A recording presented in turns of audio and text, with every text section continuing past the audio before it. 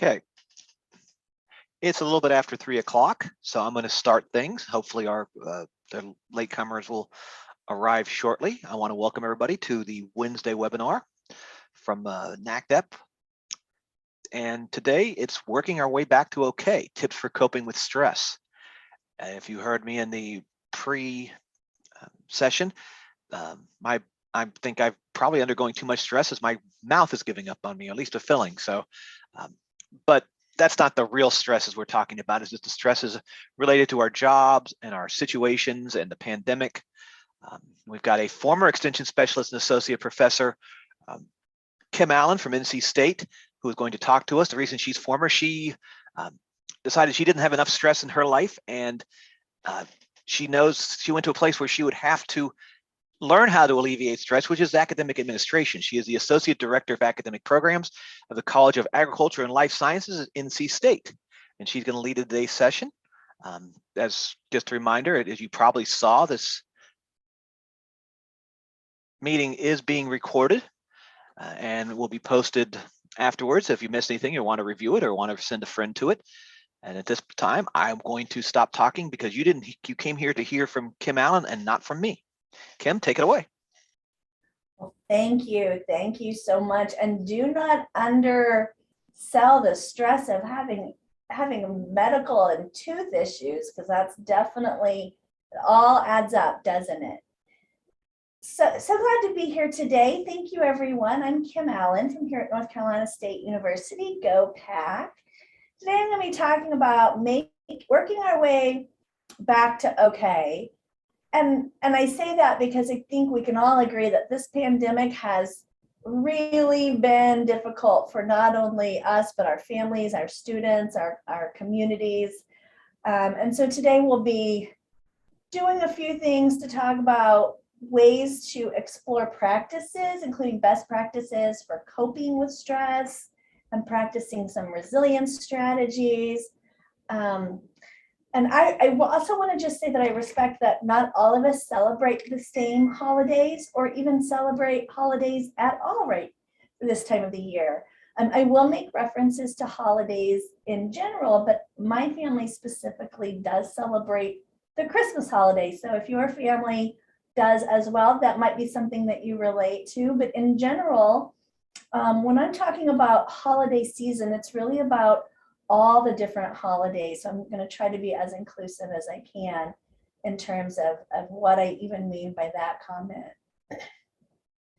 So I have a lot of engagement tonight, or this afternoon. So I'm hoping you will all turn on your chats and answer some questions.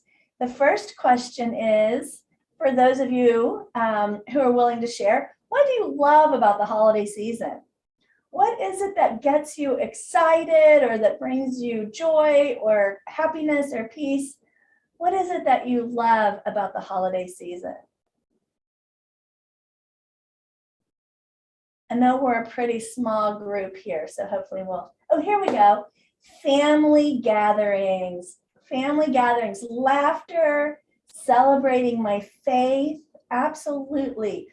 Time with family, cooking for my family, food and travel, giving gifts, family time, reflecting, family coziness, just reading what we want to read and not reading what we have to read. Exactly. There's just so much joy to be had when we can focus on the things that we love about the holiday season, because we enjoy the things that are important to us.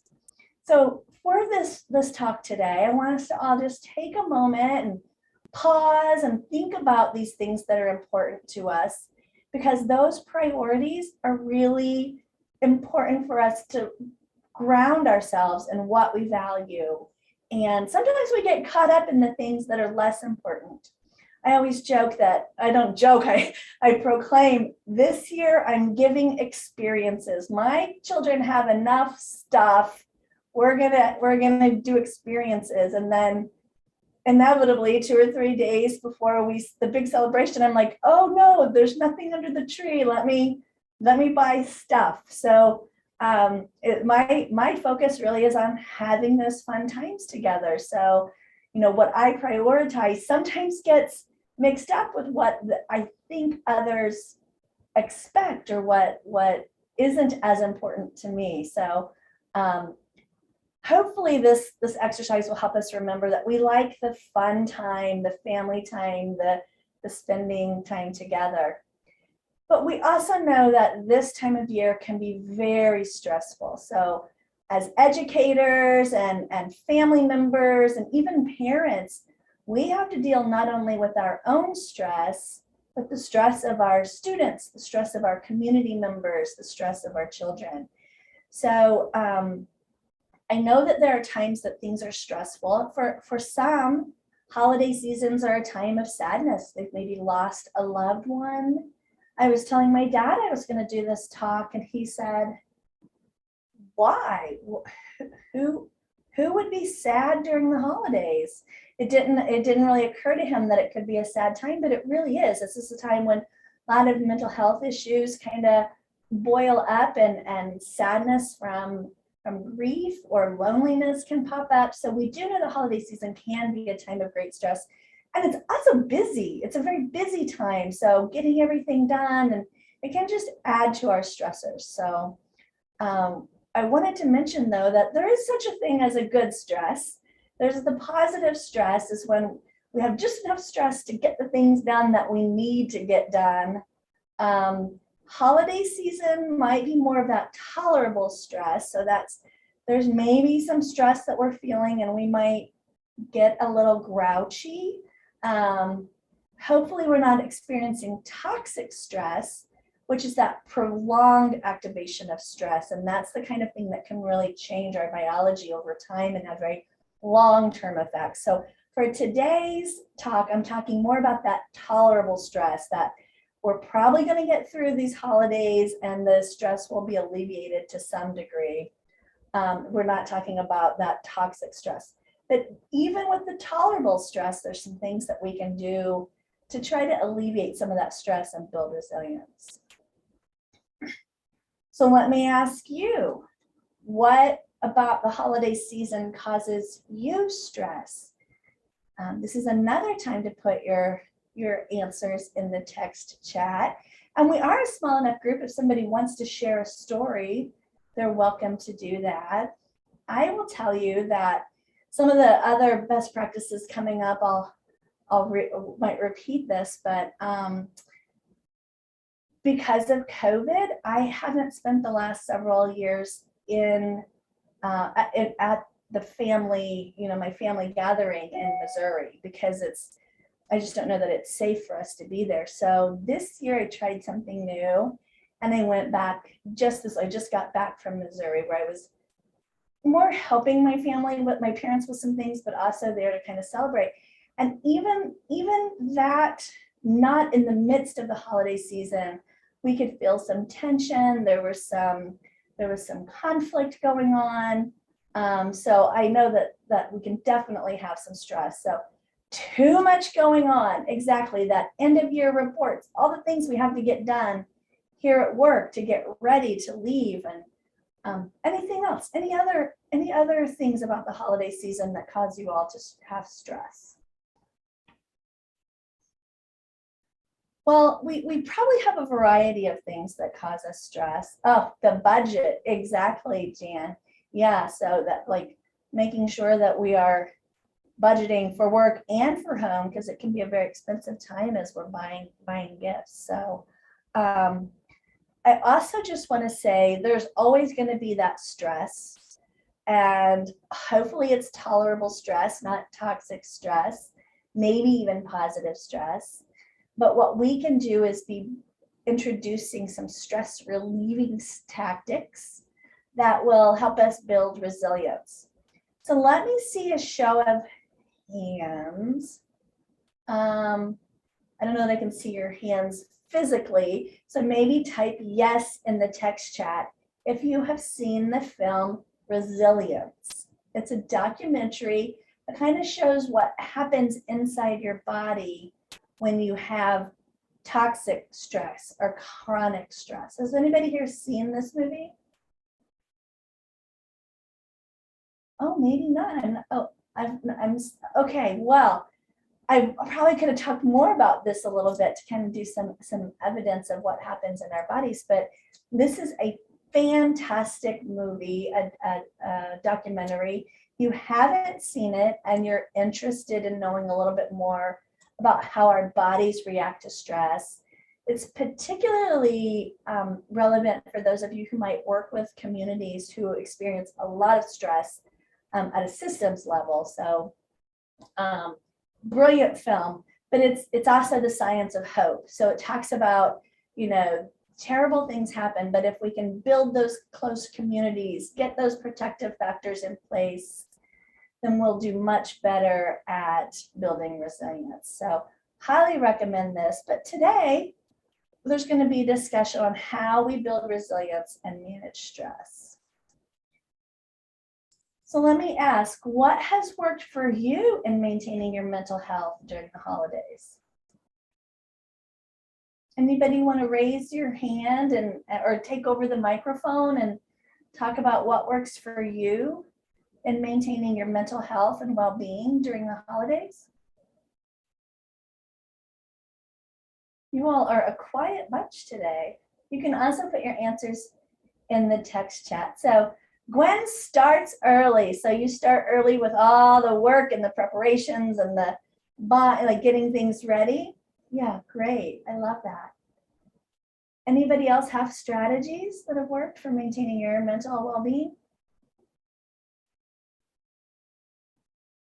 Well, I get the feeling I'm talking with a bunch of experts here. So what I'm going to be doing is sharing some of what the research shows as best practices in general, but I want to also elicit some examples from you on what you do to help maintain your mental health during the holidays. So we can almost use this as a collaborative opportunity to share strategies and tidbits and past successes so we can all be a learning community. So the first recommendation is to focus on what you can control. So in my situation, I can control how many people I'm with at any given time, in particular related to COVID. I didn't want to be at a big family gathering, so I chose to go early. I could control when I do it and with whom I celebrate.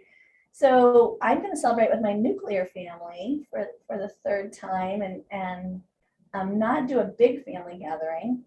And that's something that I can absolutely control. So what are the things that you can control as you're working in your life to manage this holiday season?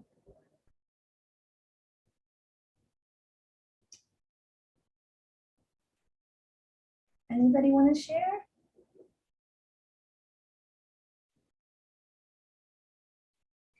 All right. Well, I'm gonna have to see if I can get you all out and engaging with me. So maybe don't overschedule. That's right. So timing of activities, being able to focus on what is in your control. So your schedule is in your control. How you respond. So being patient, especially in store lines. Remembering that, especially this year, there's sort of a labor shortage. So some of the people that are working there have already had a hard day. So good. Remember that things do not need to be perfect. Trudy, I think that's really interesting. When I read back about what you really love about the holidays, none of you said, I love the holidays because I do everything perfectly. That's right. We don't have to be perfect. It's not about perfection. It's about being together. It's about cooking and spending time together. That's exactly right. And you can focus on prioritize your to-do list. Thank you. Thank you all so much for doing that. Another thing that I think maybe more specifically to COVID, but also just in general, is that we can set new traditions. So if there's something in the past that has caused a great deal of stress, maybe there's a way to rethink about that. So, in my situation, we went from celebrating with, I have a fairly big family. I have four there's four of us, four siblings in my family, and then their children all have children, and then some of their children are having children. So we're getting to be, you know, a group of 30 to 40 people at any given interaction. So setting a new tradition is we're spending Christmas Day, which is the holiday I celebrate, with just our children. So our children, it's a whole new tradition. And I tell you, it was a lot less stressful last year, and I imagine it's going to be a less stressful this year because we can be more laid back. I was talking with someone who did the same thing. Last week I was talking to someone and she said they all stayed in their Christmas PJs, made a nice big brunch breakfast. So basically they did breakfast, and then they just sat on the couch and watched holiday movies all afternoon, played some games, and said it was a really great new tradition for them where there wasn't a lot of hurry, let's get to the next place, and we got to cook this food and we got to dress up. And she said her new tradition made her feel really happy. So yeah, and not comparing yourself to others. I think that's a great point, Tanya. When we look at social media and we see the images of a lot of perfection and a lot of, you know, time and energy spent on things looking a certain way, it kind of increases our anxiety in terms of, you know, like reaching perfection or reaching a certain standard. But that's not on that list that you created at the beginning about what makes you happy. Then maybe let go of some of those high expectations and focus more on what really is meaningful to you and your family. Another best practice is to focus on positivity. Now, for those of you who are familiar with family science, we talk a lot about positives to negatives in our relationships. So I have an activity. I think I'm just going to ask you guys the questions. So I want us to think back. For some of us, we have to think far back into our childhood. I was going to break you up into teams, but you know what? I might have time to do breakout rooms. Whoops, I meant to do that. Let me look here and see if I can even have the ability to do a breakout room. Okay, I'm going to put you in a breakout room, and when you're in that breakout room, I want you to first describe the best educator you ever had, how that person made you feel, what helped that person be so great. And then I want you to describe the worst educator you ever had. And you're going to have about 3 minutes. So each of you can go around 3 minutes for the best, and then 3 minutes. I'll give you about 6 minutes in your breakout room to describe the best and the worst educator that you ever had. Are there any questions before I send you to breakout rooms? I'm just going to automatically send you into breakout rooms where there's about 2 or 3 of you per room. And I give you 6 minutes, and I'll put the questions in the prompt. So here you go. I'm creating the rooms. All right, welcome back, everybody. Welcome back. So does anyone want to share what were some similar experiences of the best educator versus the worst educator? What were some of the characteristics of the best educators?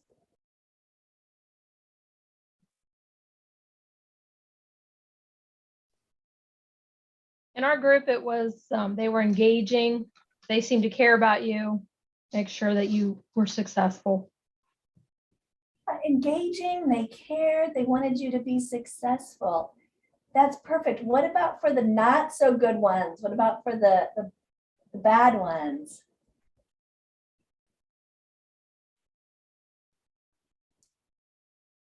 Maybe had favorite students that you weren't necessarily one of.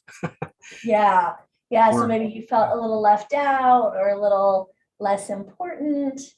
Exactly.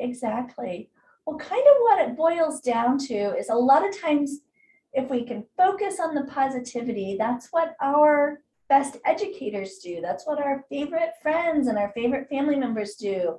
They tend to focus more on the positive. They help us feel important and valued. They don't make us feel left out. So if we can, in the stressful time and the busy time of the year, we can remember to be that person to the people around us. It might help alleviate some of the stress that we're feeling.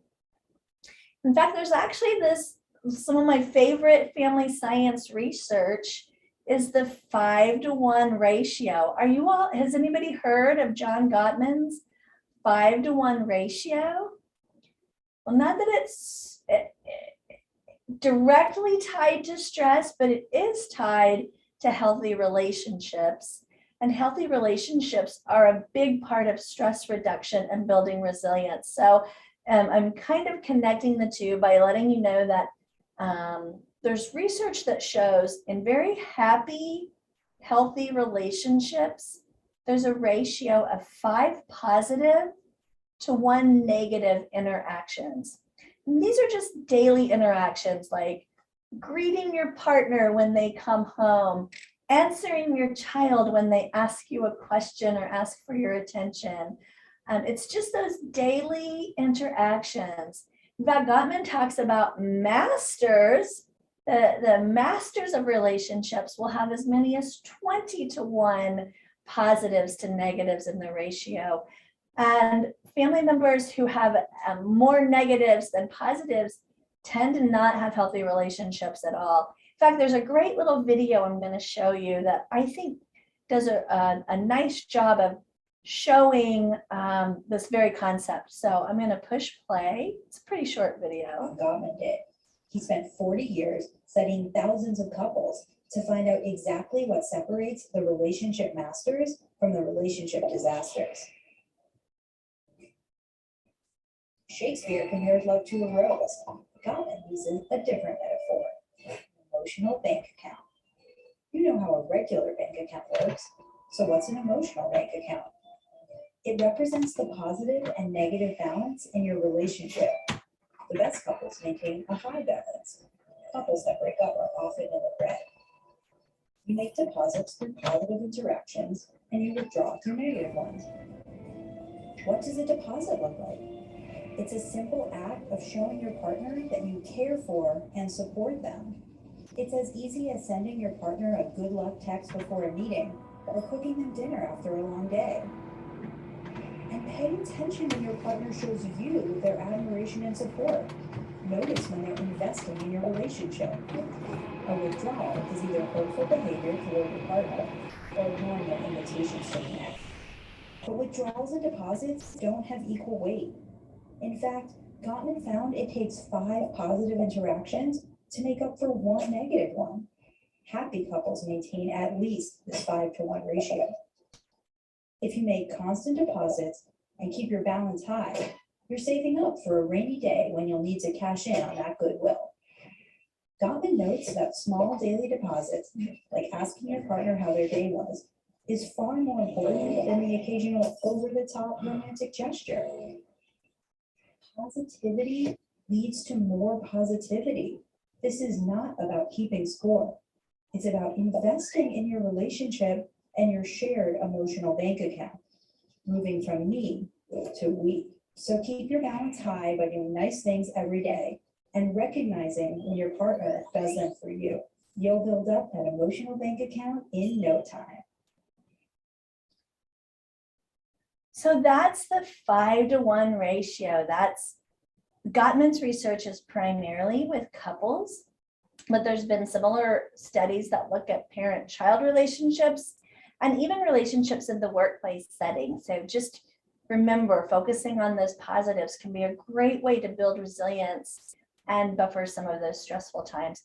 Unfortunately, when I was visiting my family last week, it was a very stressful time. My dad isn't well, and they had to move from our family farm, our family home, into a place in town. So it was busy, it was emotional, and stress was very high, and there were some hurt words, and having these emotional bank accounts that are already full can really help buffer some of those stressful times. So hopefully you all won't have those moments of stress, but unfortunately, I think they're pretty common in family gatherings. So good to have some of those positives in place for when those unpleasant interactions come up. Okay, the next best practice for reducing stress, and one that I have been really impressed with our up and coming younger generations, is this idea of prioritizing self-care. In fact, I'm doing the mental health first aid training as part of an initiative we have here at North Carolina State University. And one of the primary areas that we focus on in mental health first aid is this idea of prioritizing self-care. And when we provide self-care, that really reduces the stress hormones that happen inside our bodies during a stress time. So what does self-care look like? Well, if you ask my 17-year-old, she's like the master. She totally is like, I'm having a lot of stress in my life.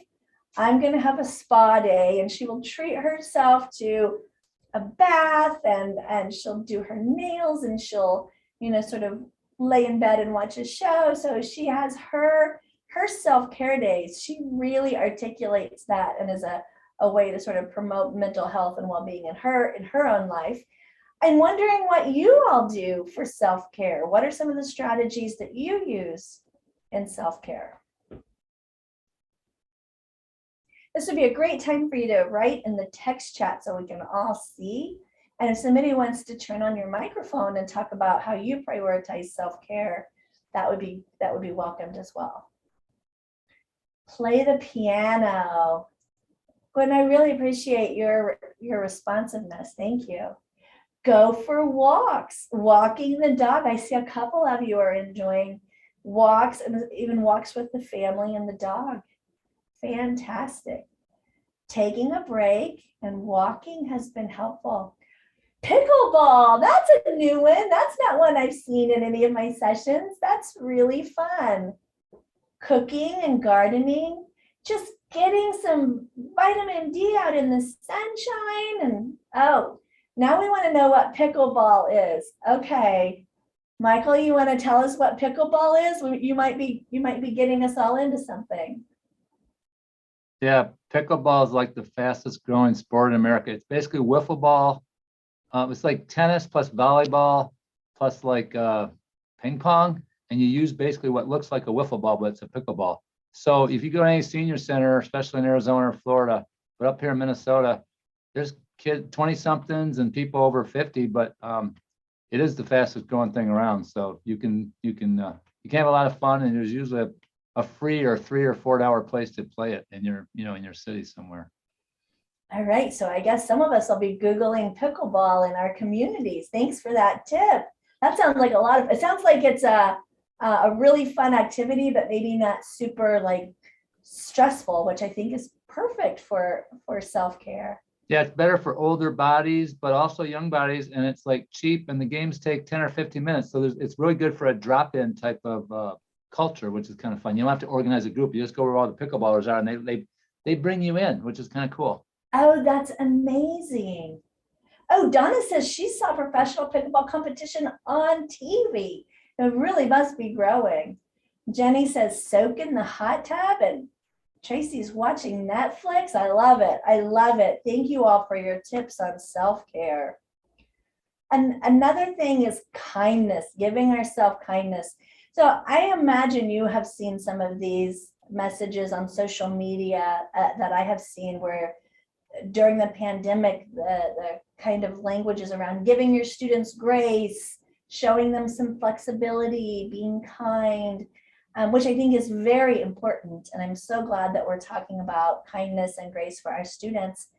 So I just say, let's give ourselves that same kind of grace. So be a little more forgiving and kindness if our Christmas picture doesn't look like the one we saw on social media, or our food doesn't turn out the way we want. Like, give ourselves forgiveness and grace and lots of kindness. Anybody want to share an example of a time that maybe something didn't go the way you thought it might, but you were okay with that. Is that something anyone has experienced here? We tried some new recipes this year for Thanksgiving, and not all of them turned out, but I don't stress out too much about cooking. Everyone knows it's not my thing. So even trying something new is a kind of a big deal. So that might be an example where just sort of give yourself some kindness and grace. If it doesn't work out exactly the way you want it to, that's okay, because if we go back to that original slide, what's important to us, we didn't see perfection on that list, did we? We just saw it was more about the quality, not the perfection.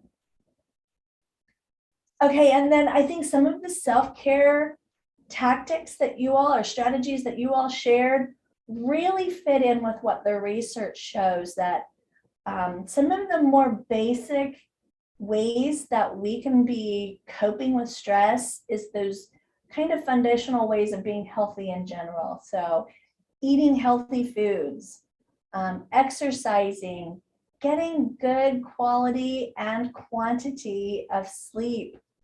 We talked a little bit already about having healthy relationships, getting mental health support if you need that, and practicing mindfulness or meditation.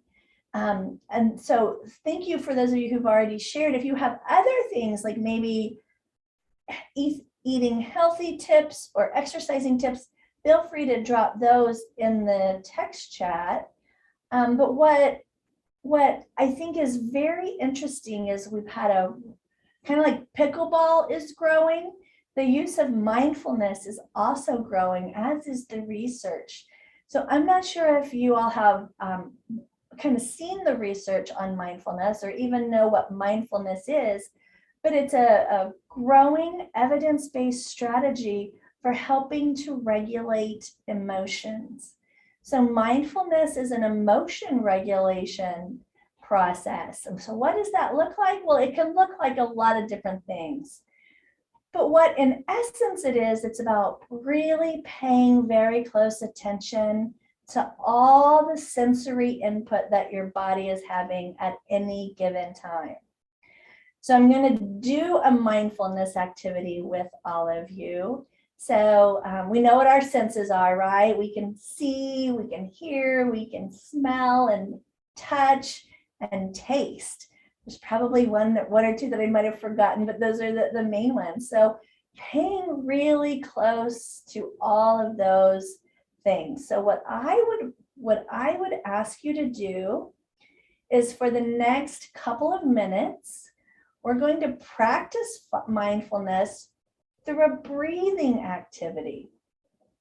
Okay, so what I want you to do is get real comfy in your chairs if you're sitting. And if you are open to this experience, I encourage you to close your eyes and just listen to my voice and follow my voice as I lead you through a sensory and breathing activity. What you might notice first is, as you're sitting in your chair, where are your hands? What is touching your hands? Maybe your hands are in your lap. Maybe they're on the edge of the seat. Maybe if you're like me, they're just resting comfortably on the table in front of you. As you're noticing your hands, I want you to just get comfortable in your chair.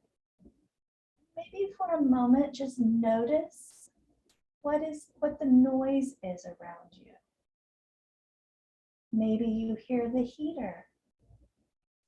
Maybe there's a bird outside. Maybe your children are in the background. What is it that you're hearing? As you're listening, start to notice if there's a taste in your mouth. Maybe there's a taste of a leftover cough drop. Or maybe you just took a drink of water and you can taste that. So you're feeling, you're tasting, you're listening. And as you're paying attention to all of your senses, I want you to take a nice deep breath and let it fill in your belly. Deep breaths that go through your chest into your belly really send those signals to your brain that things are okay. A replenishing of oxygen deep into your system sends the signals to your brain that things are okay and you can calm down. So when things are feeling a little stressful, you take a deep breath in and let that breath out. A deep breath in and a deep breath out.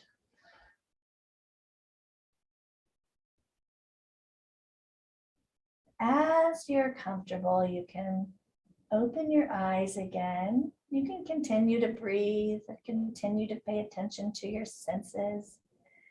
But let's come back to this session and just talk about mindfulness and deep breathing. How many of you practiced mindfulness or deep breathing? Is something that you do to self-care or to calm down? Is that something that's new, or is that a practice that any of you have already done before? You know, when I first started, my first degree is in counseling. My second degree is, well, my graduate degree is in counseling, and then I have a degree in marriage and family therapy. And even when I was getting those degrees, you know, more than 20 years ago now, we were talking about deep breathing and muscle relaxation. And that was before there was a lot of really good research. But now there's fantastic research that's showing that it changes the chemicals in our body and really does send the signal to our brain to release some of the chemicals that help calm us down. So when we say count to 10, slow your breathing, really pay attention to what's going on, that's exactly why it's those mindfulness has really been able to teach our bodies to calm down. We're seeing it used with children, we're seeing it used with adults, and it's just a great way to get us to calm down. So some of you have been introduced to it, but maybe don't practice it enough. Yeah, not done it much. Yeah, I think during the holidays, if things are getting a little out of control, you can definitely take some deep breaths. Another strategy for mindfulness that we call grounding. If a child is starting to have big feelings, or adults are having big feelings, one thing we can do is pinpoint a sensory. Okay, name 5 green things right now. So if you look around the room and you see 5 green things, that's redirecting your brain away from the part of the brain that's sending signals about emotions and starts to put the part of the brain that's more about focusing on specific things. So it's rerouting where the brain is going. That is another calming. So finding a sensory. You're really feeling upset, smell a mint. My child gave me this years and years ago, and it's a little thing with love notes in it that she put peppermint in, and you can still smell it after all these years. So the child's getting upset, give them a little jar with some peppermint and have them smell it. It's about getting in touch with your senses to ground yourself. So deep thinking, deep breathing, connecting with our senses, that's really what that strategy is about. And then finally, if you do have a lot of stress, or maybe you had loss and grief, or there's something that's going on that just you were kind of struggling to get through the stress in life, hopefully the stigma around reaching out for help is being reduced. And a lot of times people can just reach out to their friends or their families or their coworkers or their communities. Sometimes there's also a need to reach out to maybe a mental health professional like a counselor, a therapist, or a coach. So if you need additional resources, many programs have resources. So do any of you have, for example, an EAP system that's part of your university where you can get access to resources like counseling? Is that a resource that most universities have, I would guess? Yeah. So, reaching out to the resources. I know here at NC State, you get 3 sessions for free, but our mental health insurance here in North Carolina has recently moved so that you can also have a zero copay for mental health services. So mental health is really becoming what we know is a super important thing for us to pay attention to. And all of those strategies, mindfulness, forgiving ourselves, having more positives in our life, and self-care can all be tools. And sometimes this can be another tool that we can use. Okay, the last slide is ways that you guys maybe want to share that I haven't brought up of how you cope with stress. So does anybody else have something to share that maybe has been useful to you that I didn't come up with today?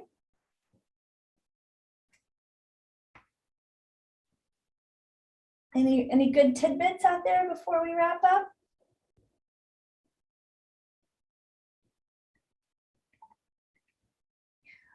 Well, if not, I'm gonna just kind of remind us one more time when we talk about, humor. Absolutely, Michael, I'm so glad you brought that up. One of the best ways to get through stress is to laugh about it, to really sort of find the humor, and that releases the really good hormones in our brain. So great one. I agree. Any suggestions on some really great funny things, like any good funny movies that you all want to recommend, or shows, or maybe board games that are funny? If you guys think of anything good, let us know.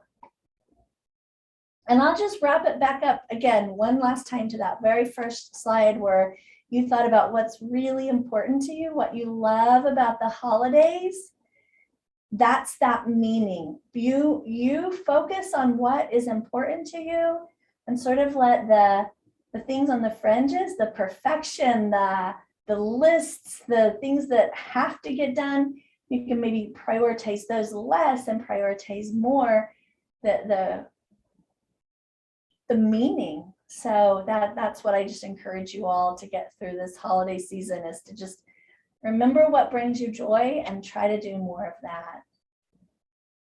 All right, well, I think we're a few minutes early, so if we have questions or if anybody else wants to have a discussion, I'm here to answer any questions you may have. Or if anybody wants to share maybe something that you thought about sharing earlier but didn't, this is also the time to do that. Well, before we go any further, I just want to first of all thank Kim for her presentation. And I know we can keep on going, but I do also want to point out that there is an evaluation, and I've just put the link in the chat. We do this after every Wednesday webinar, so I wanted to draw your attention to that before I forgot, as people started to slip away. So again, does anyone have? Let's give a round of applause. And does anyone have any questions or comments they'd like to bring up now? This is the time. We've got about 7 minutes before our scheduled end, and that's just if people want to, if we keep going on that and people want to be here, I'm sure we can be, that's not a problem. But again, I want to just see if anyone has anything they want to bring up. Nope, just thanks, Kimberly. Good stuff. Thank you, Michael. Thanks for your participation and the pickleball plug. Now I'm gonna go check it out, see if we have that here. All right. I'm even thinking that might be a fun activity for we're always looking for fun things to do with people in the office, like as a get together, team building kind of thing. So I'm gonna check out pickleball for sure. All right. All right, everyone. Thank you so much. I hope you all have a great holiday season. You too. Bye-bye. Bye-bye. Bye. And again, remember to fill out the evaluation.